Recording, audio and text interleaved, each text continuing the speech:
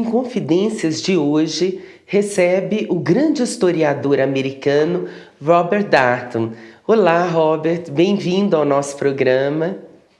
Thank you. I'm delighted to be here. Robert Darnton é um dos mais importantes historiadores da história do livro do mundo, especialista na Revolução Francesa e na história do Iluminismo. Realizando o sonho do Iluminismo da República das Letras, ele criou a Digital Public Library of America, que ele discute nesse livro, que é um esforço de democratizar o acesso a todos os conhecimentos, polemizando com o Google, que tem o mesmo objetivo, mas com fins comerciais. Em seu último livro, Censura em Ação, ele fala também sobre o perigo do Estado americano ter a posse de todos os conhecimentos sobre os indivíduos disponibilizados hoje através do Google e do Facebook. Bem, Robert, você acha que a internet pode contribuir para a democratização do conhecimento? Ou ela só oferece para a gente a ilusão de que esse conhecimento está aberto a todos? Well, we live in a real world of power, of wealth, and of poverty. It's easy to say we must democratize access to knowledge, but there are commercial companies that want to monopolize knowledge, to monopolize information. So we must get the balance right between the public interest and private interests. And you see that in controversies over copyright. Copyright now covers the life of the author plus 70 years. That means most books remain out of the public domain for at least a century. I think it's wrong. In fact, the first copyright law in the United States in 1790 reserved the right of authorship for 14 years, renewable once. So we need to get the balance right, and I don't think we have it right today. We need change. We need to really democratize access to culture. Today we have the internet. So I think our responsibility, those of us in charge of libraries, but really everyone, is to democratize access to knowledge. And we can do it. We have the technology, we have the money, we have the determination. So we have created the Digital Public Library of America. It is now 3 years old, and it connects all of the digitized repertories in the United States in one system. So we have at this time about 13 million volumes available online, free to everyone, and it's growing year by year. It's growing day by day. We have material in more than 500 languages. It's provided by 2,000 institutions, many libraries, along with Harvard. And I think we are entering into a world where the cultural riches accumulated by humanity will be available to all human beings. It sounds utopian, but it's really happening. Nós vamos falar agora sobre o último livro do Robert, Censura em Ação, como os estados influenciaram a literatura. Nesse livro, Robert, você fala sobre 3 momentos da história da censura. O que eu queria saber é o que foi diferente nesses 3 momentos, no século XVIII, no XIX e no XX, e o que a gente pode dizer que há de comum na censura nesses 3 momentos da história. Well, the difficulty, I believe, in studying the history of censorship is to simplify it, to organize it around one story, the repression of liberty. Of course, there were terrible episodes in repressing liberty, but that's too simple. We need to understand censorship, not simply to deplore it.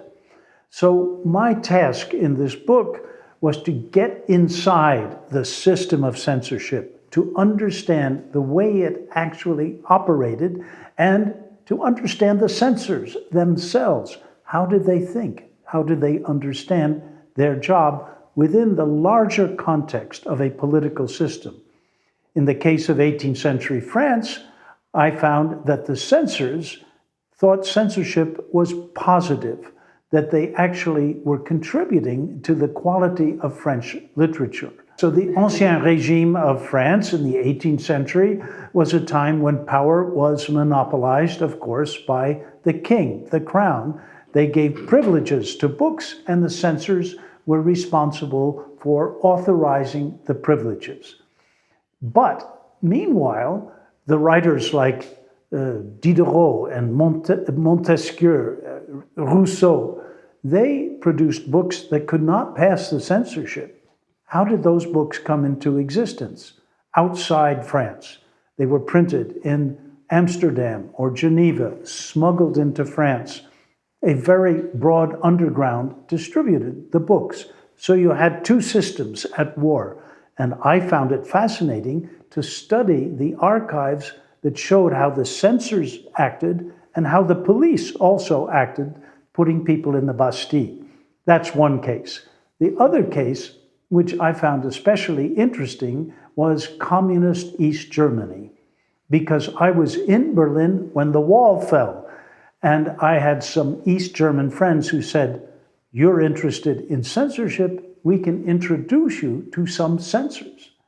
So I found myself talking with real live censors right after the fall of the wall. I interviewed them. They gave me documents. Later, I went into the archives of the Communist Party, and I think I could understand how it operated. I won't go into 19th century India. It's a long story, but there too, there was a different kind of censorship which involved surveillance of the native population. So my general approach is what I would call anthropological. Like an anthropologist, I want to get inside the way of thinking. The ways of thinking were different.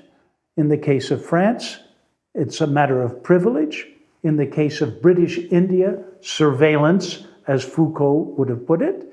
And in the case of East Germany, planning to engineer literature the way everything should be engineered in a socialist system. So I have no single definition of censorship. I see it as an element in a power system, and each power system is different. Therefore, we need to understand censorship as it exists today. I'm talking about books, but we have censorship of the internet, of television, of radio, of newspapers. How does that take place? Well, we need to study it. Bem, Robert, neste livro você alerta também sobre o perigo dos estados terem acesso a todos os dados sobre os indivíduos, possibilitando o controle da vida desses indivíduos. Você pode falar um pouquinho para a gente sobre isso? Well, it's true that technology today creates the possibility of the state to see everything, to be omniscient, to watch every action. If you consider Facebook, when I was a student, there was a book presented in print with photographs of all of the women at Harvard. And it was called Facebook. And you would look at the book and say, "Ooh, I would like to contact this woman."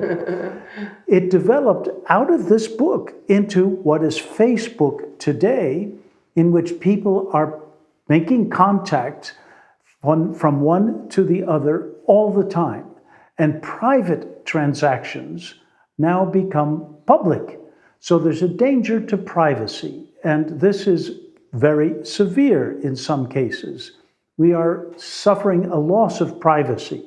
But more dangerous, in my opinion, is the threat of the state to intervene and to tap that information so that every transaction that takes place by Google or Facebook or Amazon, Even the smallest transaction, buying a book, for example, is recorded, kept on large farms of computer servers, and is available for instantaneous research by robots. So the state can now have access to all of these private acts that, when I was a student, was a simple matter of trying to find the name of a girl and to telephone her for a date.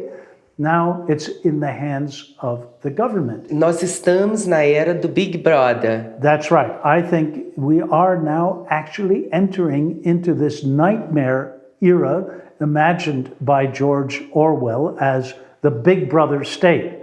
Now, it's true that the state does not yet interfere in every way, but what protection does the individual have against the all-knowing Big Brother state?